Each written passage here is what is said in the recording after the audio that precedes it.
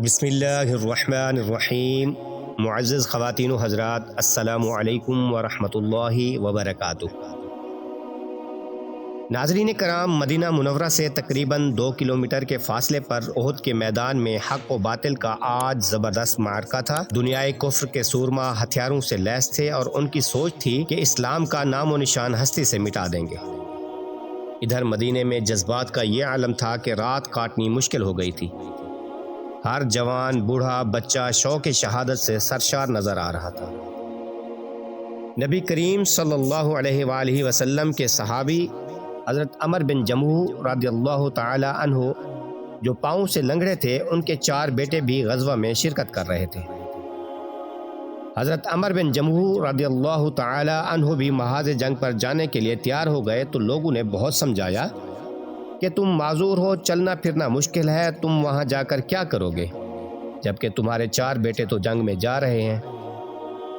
انہوں نے فرمایا، کیسی بری بات ہے کہ میرے بیٹے تو جنت میں جائیں اور میں رہ جاؤں۔ اس بےتابی اور شوق میں گھر پہنچے تو بیوی نے دیکھتے ہی کہا، جان بچا کر یہاں چھپنے والوں کے لیے کوئی جگہ نہیں۔ یہ تانا تیر کی طرح لگا، آنکھوں میں آنسو آ گئے۔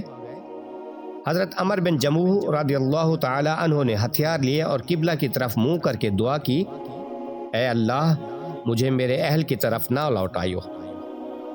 اس کے بعد حضور علیہ الصلاۃ والسلام کی خدمت اقدس میں حاضر ہوئے اور شہادت کی خواہش اور لوگوں کے منع کرنے کا اظہار کیا۔ نبی کریم صلی اللہ علیہ وآلہ وسلم نے منع فرمایا تو عرض کی، یا رسول اللہ صلی اللہ علیہ وآلہ وسلم، میری خواہش ہے کہ میں لنگڑے پیر سے جنت کی سیر کروں اور وہاں چلوں پھروں۔ آپ علیہ الصلاۃ والسلام نے اجازت عطا فرمائی۔ حضرت ابو طلحہ فرماتے ہیں کہ میں نے عمر بن جموح کو لڑائی میں دیکھا، اکڑتے ہوئے جاتے تھے اور کہتے تھے، خدا کی قسم میں جنت کا مشتاق ہوں۔ اسی عالم شوق میں چلے جا رہے تھے کہ ایک زہر میں بجھا تیر آیا اور ان کے جگر میں لگا، جس سے وہ گھائل ہو کر گر پڑے اور جام شہادت حاصل کیا۔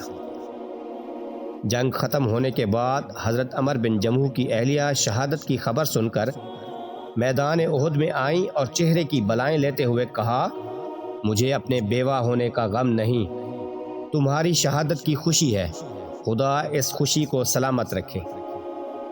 یہ کہہ کر بھیگی پلکوں کے ساتھ انہوں نے اپنے اونٹ کو بٹھایا اور جنت البقیع میں دفنانے کی غرض سے اپنے شوہر اور بیٹے کی لاش کو اونٹ پر سوار کیا۔ جو ہی اونٹ کو لے کر مدینے کی طرف بڑھیں، اچانک اونٹ بیٹھ گیا۔ ہزارہا کوشش کی مگر اونٹ اپنی جگہ سے نہ ہلا۔ وہ حضور علیہ الصلاۃ والسلام کی خدمت اقدس میں حاضر ہوئیں اور سارا ماجرا بیان کیا۔ نبی کریم صلی اللہ علیہ وآلہ وسلم نے ارشاد فرمایا، اونٹ کو یہی حکم ہے، وہ اپنی جگہ سے نہیں اٹھے گا۔ کیا عمر گھر سے چلتے وقت کچھ کہہ کر گئے تھے؟ انہوں نے عرض کی، چلتے وقت قبلہ کی طرف منہ کر کے یہ دعا کی تھی کہ اے اللہ، مجھے میرے اہل میں نہ لوٹائیو۔ آپ علیہ الصلاۃ والسلام نے فرمایا، ان کی دعا قبول ہو گئی ہے، اب ان کی لاش مدینے میں واپس نہیں جا سکتی، انہیں یہیں دفن کر دو، اور میں دیکھ رہا ہوں کہ وہ جنت میں لنگڑاتے ہوئے چل رہے ہیں۔ اللہ کریم ہمیں اسلام پر چلنے کی توفیق عطا فرمائے، آمین۔